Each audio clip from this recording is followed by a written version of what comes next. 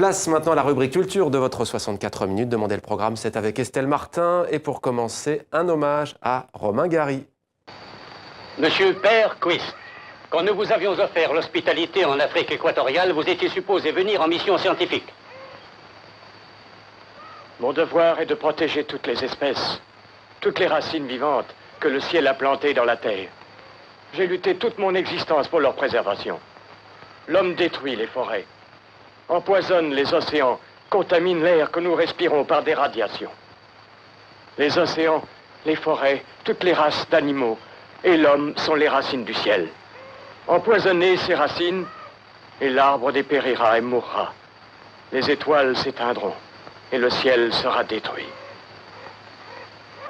Bonsoir Estelle, Bonsoir ravi Mohamed. de vous retrouver. Romain Gary, d'ailleurs Thierry Vircoulon nous disait qu'il s'est intéressé aussi à la Centrafrique, alors écrivain français, diplomate, dont on célèbre le centenaire de la naissance. C'est bien ça Estelle, on l'a fait dans 64 minutes, on s'en souvient, et on vient de le faire à Los Angeles. Oui, à Los Angeles. Alors on le rappelle un peu, Romain Gary, c'est quand même le seul écrivain qui a reçu 2 prix Goncourt, puisqu'il s'était fait passer pour un autre écrivain en se faisant appeler Émile Ajar. Alors un écrivain romanesque, il fut héros de guerre, auteur, scénariste, réalisateur. Il a tourné 3 films, mais il a surtout inspiré d'autres réalisateurs. On vient de voir un extrait des Racines du ciel de John Huston. En fait, 11 de ses livres ont été adaptés.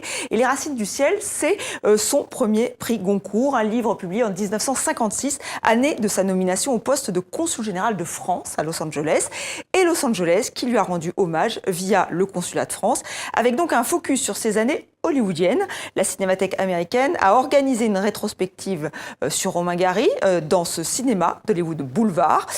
Donc voilà, Romain Gary qui est resté quand même 4 ans sellement à Los Angeles en tant que consul général. Vous savez que c'est là qu'il a séduit Jean Seberg. Ah non, vous me l'apprenez. L'héroïne de À bout de souffle. C'est assez terrible, puisqu'elle est venue au consul là de France avec son mari, et donc Romain Gary a piqué les chaussures du mari et ensuite Jean Seberg. Voilà, donc vous comprenez qu'après c'est difficile de succéder en tant que consul de France à Los Angeles. Et d'ailleurs, on va écouter l'actuel consul de France, il en est très conscient. J'ai un portrait de Romain Gary à côté de mon bureau. Donc, tous les matins, je rentre et je vois Romain Gary. Et je vois tous les papiers administratifs qu'il a devant lui.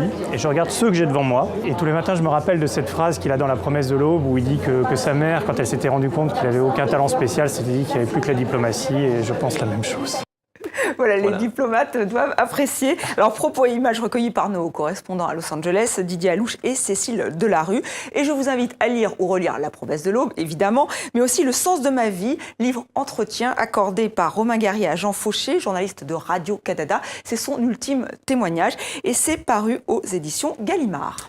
On reste chez Gallimard, Estelle, justement, avec l'écrivaine Perrine Leblanc, jeune romancière québécoise qui publie son 2e roman. Ça s'appelle Malabour. Malabour, petit village de Gaspésie. Alors la Gaspésie, c'est une péninsule canadienne située au centre-est du Québec. Le dépaysement est garanti, surtout que ce village n'existe pas, ne le cherchez pas sur la carte. C'est Perrine Leblanc qui l'a inventé. Alors c'est un roman assez multiforme, qui fonctionne un peu comme des poupées gigognes, avec 2 parties bien distinctes. La première se passe à Malabour, elle est écrite au passé simple. Nous sommes dans le registre du conte, avec une sorte d'ogre qui tue 3 jeunes filles. Et on bascule ensuite dans le présent, dans le monde réel, quand l'héroïne principale, bien sûr, part à Montréal et à New York. Et donc la nature aussi est omniprésente, vu le lieu, la Gaspésie. C'est surtout vrai dans la première partie. Alors nous avons eu la chance de rencontrer Perrine Leblanc à Paris. C'était dans les très jolis jardins des éditions Gallimard. Le ciel de Malabour n'est pas creux. Il manipule les gens comme un chaman. La nature, souveraine, crochet d'un dieu hasard dont on ne sait pas grand-chose, se manifeste à sa façon dans le gène qui dessine les visages malabourgeois depuis 200 ans. À Malabour, on a le menton en galoche. Situé Malabour en Gaspésie, qui est la région natale de ma mère, est venu assez tôt dans le projet. On a accès à la mer, à la montagne, au bois, à la forêt. C'est vraiment, on a tout. Alors il y avait tous les éléments dont j'avais besoin pour créer cet univers malabourgeois, donc, dans lequel je mets en scène un drame. Après la pluie, au crépuscule, la brume se lève sur la rive d'en face et les parfums du lac, végétaux et aquatiques, annoncent la nuit. Ce lac a avalé 3 corps et les a recrachés. C'est un semblant de paradis sauvage, mais c'est aussi la tombe. Le genre romanesque peut accueillir tout ça. C'est un des rares genres pour pouvoir accueillir La poésie, la description d'un parfum, une intrigue policière, une histoire d'amour, un roman générationnel. Le roman peut tout accueillir. Comme une maison, j'ai mis ce que j'aimais. Le maître disait qu'un parfumeur ne doit pas reproduire les odeurs de la nature. Si une femme veut sentir la rose, elle n'a qu'à glisser un bouton de rose dans son soutien-gorge. Il faut être démiurge, orchestrer du bout du nez le Big Bang et faire naître de la rencontre des matières premières choisies une émotion, une peau, un peuple, un monde.